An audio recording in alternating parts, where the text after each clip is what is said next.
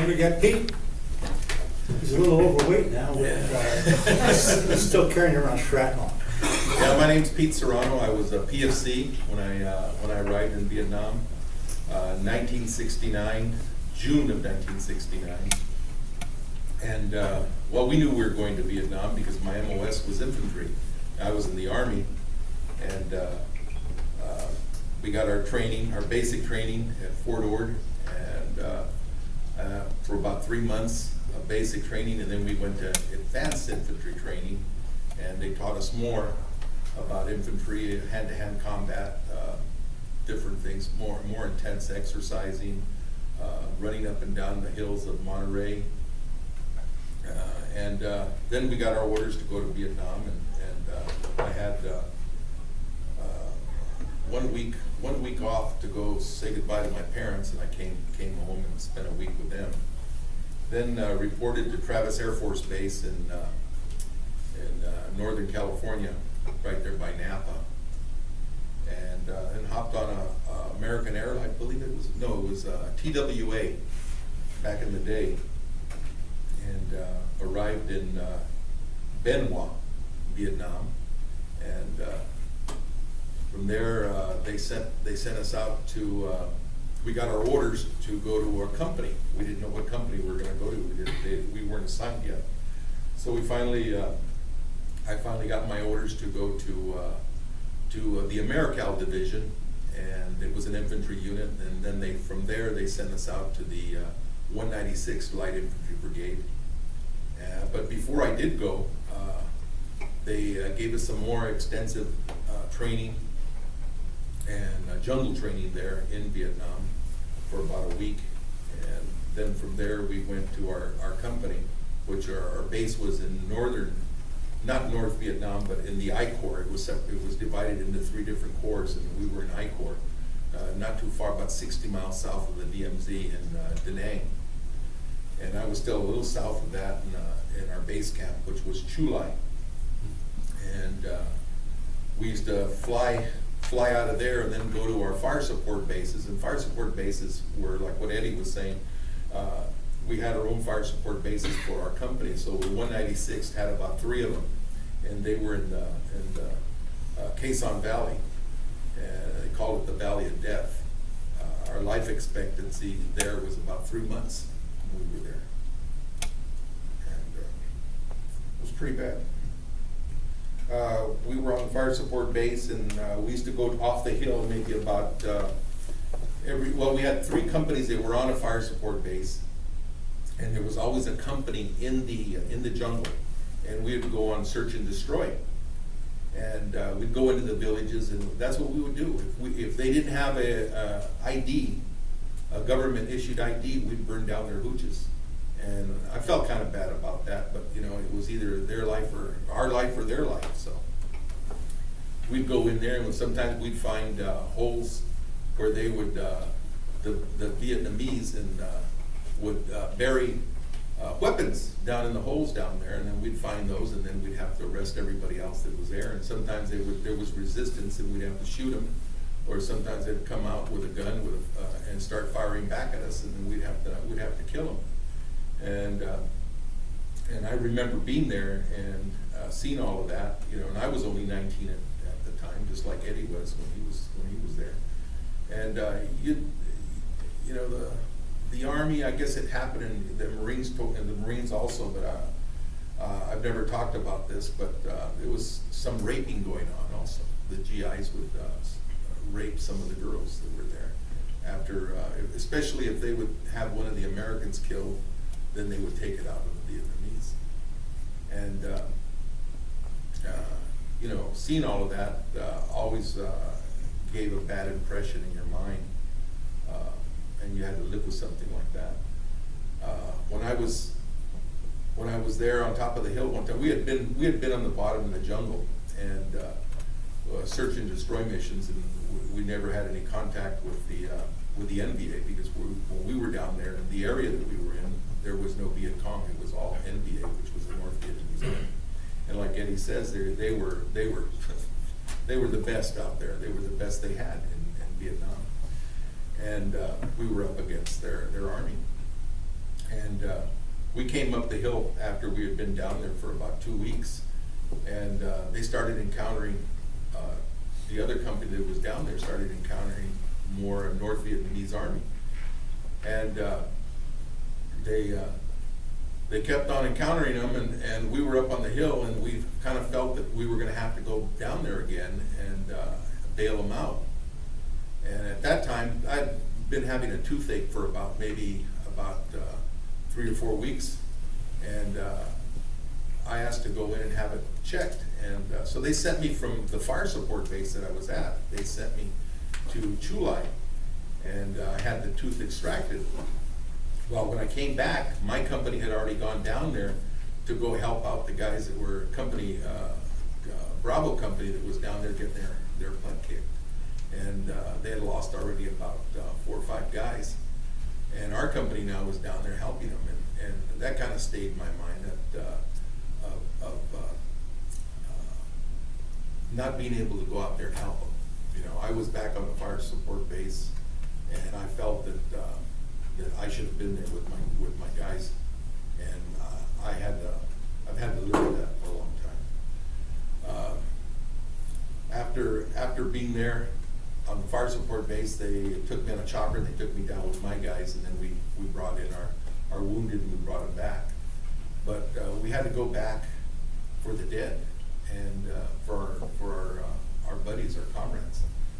And we couldn't get in there because there was so many NVA.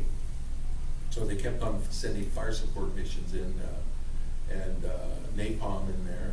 And by the time we went in there 3 days later, the bodies were so decomposed, our Army guys, our comrades, that it was, we had to put them in body bags, bring them back that way.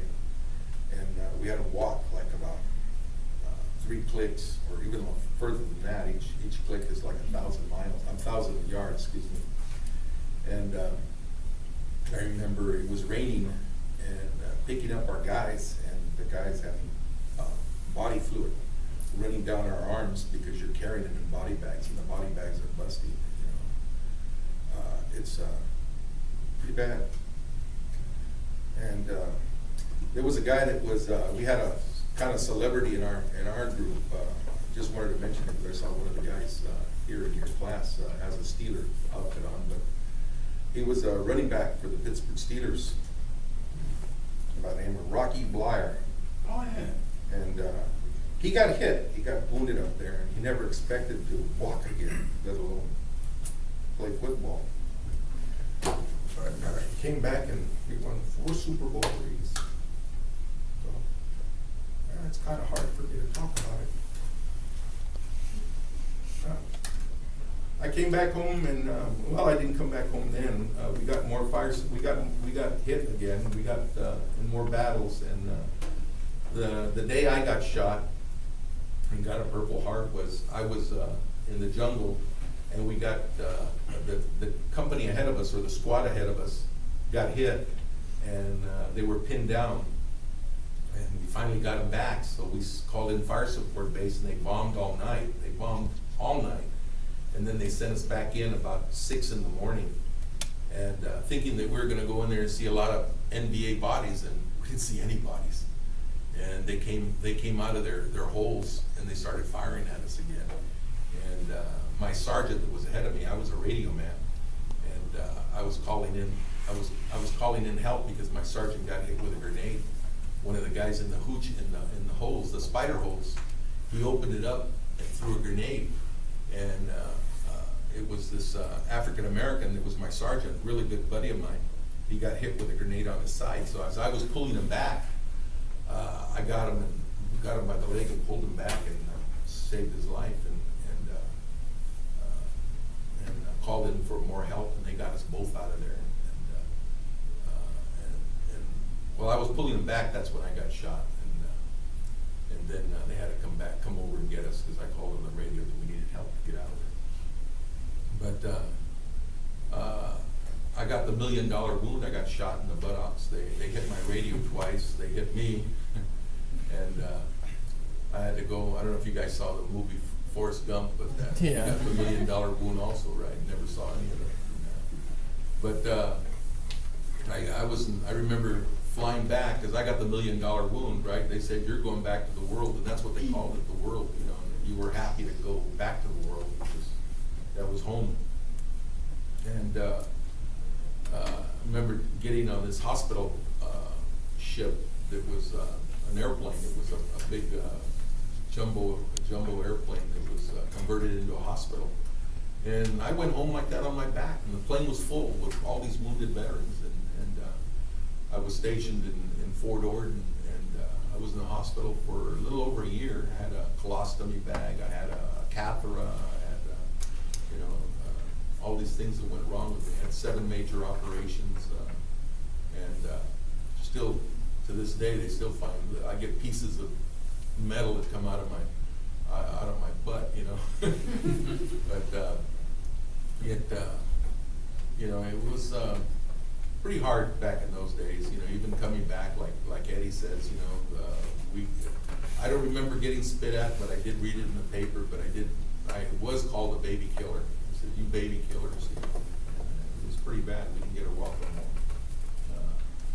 We just had you know, just suck up to it, you know, and that was it. But being in the hospital in Fort Ord, they used to send me the specialist to the hospital in San Francisco. It was Letterman Hospital, and I used to go there, and I used to feel kind of bad because I was shot and in the hospital for a long time, but I didn't lose any of my limbs. And what really helped me a lot and picked me up a lot was that I saw a buddy of mine that I was in advanced infantry training with, and I was going through the corridors in Letterman Hospital, and I spotted him. I go, "Sam, is that you?" And he said, "Yeah, Pete." And I couldn't believe it. He'd lost an eye, he lost a leg, he lost a finger, and we talked for a while, and he says, "Come on, I want to take you to my ward." So where did he take me? He took me to the amputee guys. You know, that was his ward. And when I saw those guys with no legs, no arms, I said, "Pete, you don't have nothing to worry about." And I was in the hospital for a little over a year, then they let me go because I had an early out from Nam, so they let me out 5 months early. And I said, "Hey, how about my wounds? Am I gonna get paid for any of my wounds?" And he says, "Oh, go to the VA.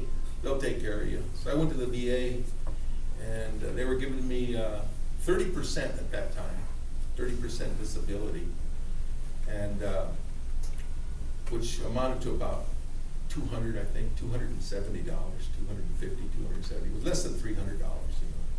And I couldn't live. I couldn't work because all my injuries were in my stomach. You know?